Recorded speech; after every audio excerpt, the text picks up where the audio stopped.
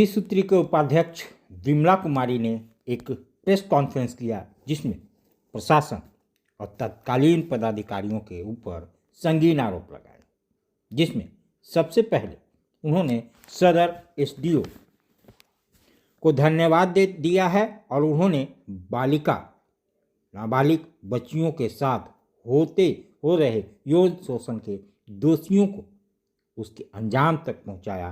तत्पश्चात समाज सेवी संध्या जी को धन्यवाद दिया। उन्होंने बालिका गृह में हो रहे गुनाह को समाज के सामने लाया।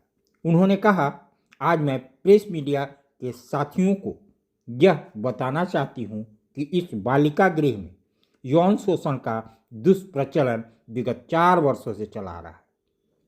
मैं और उनके बीच कई शिकायतें भी मुझे मिली, जिसके आधार पर मानकर मैंने 16 मार्च 2023 को बालिका गृह का जांच किया, जिसमें काफ़ी गड़बड़ियां पाई गईं। मैंने प्रेस वार्ता किया, बात को उठाया। तत्कालीन समाज कल्याण पदाधिकारी संध्या रानी ने अपने स्तर से जांच कर बालिका गृह में कोई गड़बड़ी नहीं होने की बात बताई। तब बात तत्कालीन डीसी तक मैं पहुंचाई।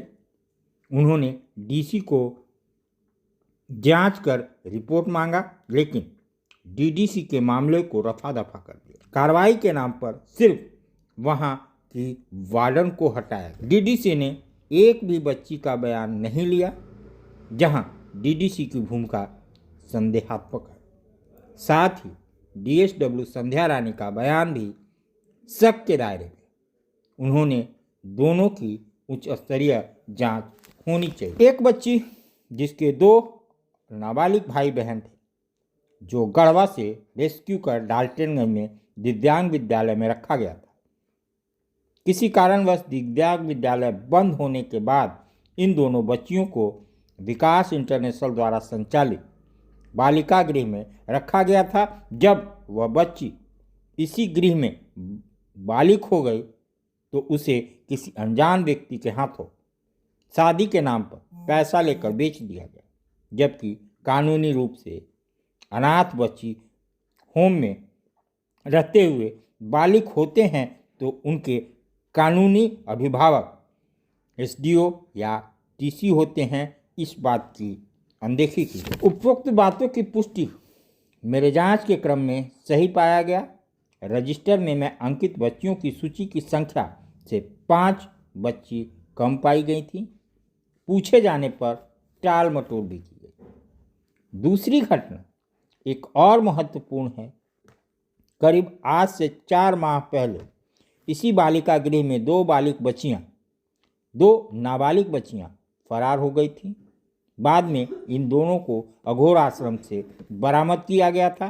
दरअसल दोनों आपस में सगी बहनें थीं। बड़ी बहन के साथ इसी बालिका गृह में दुराचार हुआ था, जिसकी आई विटनेस छोटी बहन थी।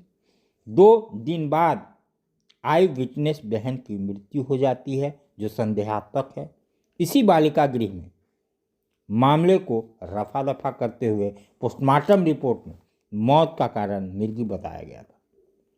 वहां पर अस्पताल द्वारा पोस्टमार्टम रिपोर्ट की वीडियोग्राफी और समस्त घटनाक्रम संदेह के दायरे में है, जिसकी पुनः जांच होगी।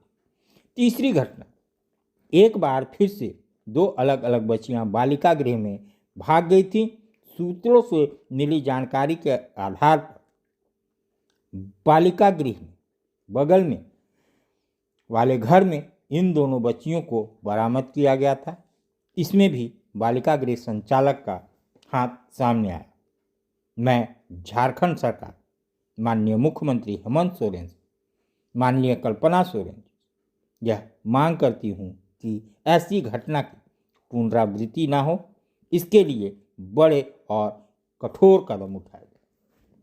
इसके बाद अभी जो आपने देखा, इन बालिका गृह 2 बच्चियों के साथ घर ले जा कर के दुष्कर्म किया जाता है, अपने घर में काम कराया जाता है। तो ये घृणित है और ऐसे बालिका गृह की जांच होनी चाहिए और जो चीज़ें हैं वो सामने आनी चाहिए। तो ये विमला कुमारी अपने प्रेस कॉन्फ्रेंस में सारी बयां की।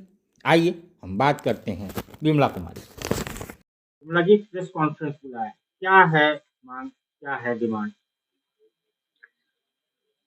आप लोगों के सामने हमने मुद्दा जो रखा वो तो आप जान रहे हैं। मेरा डिमांड यही है कि इसमें जितने दोषी लोग हैं एक भी बचना नहीं चाहिए। ये बहुत ही सेंसिटिव मामला है और बच्चियों के सालों से नहीं होता आ रहा है, उसकी कल्पना मात्र से ही रोंगटे खड़े हो जाते हैं। और सरकार से भी मेरी ये डिमांड है कि इसके लिए कुछ अलग किया जाए, कुछ ऐसा सख्त कानून बनाया जाए, कुछ अलग से एक कमेटी बनाई जाए।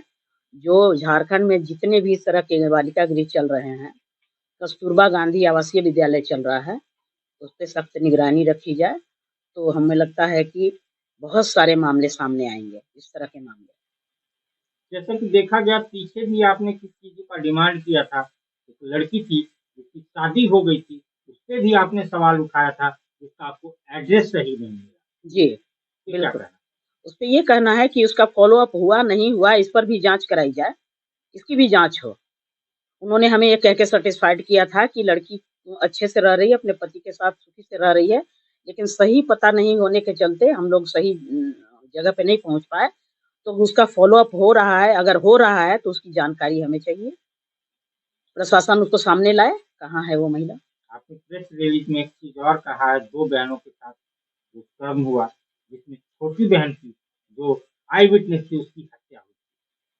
उसकी हत्या उसकी मौत 2 दिन बाद हो गई थी। जब वो रेस्क्यू की गई थी तो उसकी मौत 2 दिन बाद हो गई थी। उसे ये कहते हुए टाल दिया गया कि इस मिर्गी की मरीज थी, लेकिन हमको इसमें कुछ अलग संदेशा नजर आता है। चूंकि वो आई विटनेस थी इसलिए उस पर एक कहीं न कहीं शक जाता है, तो उसकी भी इंक्वायरी हो। उसकी बहन वो बालिका गृह में ही कुछ उसके साथ इशू हुआ था, कुछ मामला था जो उसकी आई विटनेस थी। वो 2 दिन, जी हाँ, तो जब वो पकड़ी गई तो उसके 2 दिन बाद ही उसकी मृत्यु हो गई। हॉस्पिटल में उसका पोस्टमार्टम हुआ तो उसमें उसको बताया गया कि मिर्गी की मरीज थी। तो वो जो वीडियोग्राफी हुआ था उस सबका चाहिए, उसको उजागर किया जाए, मांग किया जाए, प्रशासन उससे मांग करे उसमें सच्चाई क्या थी। आपने मुख्यमंत्री से भी डिमांड किया? जी, मैंने उनसे इसलिए डिमांड किया है कि वो हमारे मंत्री हैं, हमारी बच्चियों के लिए उन्होंने इतना सम्मानदायक योजना चलाया है, मैया सम्मान योजना। तो इन मैयाओं के साथ जो हो रहा है वो भी उनके संज्ञान में जाना चाहिए और उनके लिए भी उनको कुछ सख्त कदम उठाना चाहिए। सस्ता और समुचित इलाज के लिए गरीबों का रहनुमा मात्र एक हॉस्पिटल, मैया बाबू हॉस्पिटल।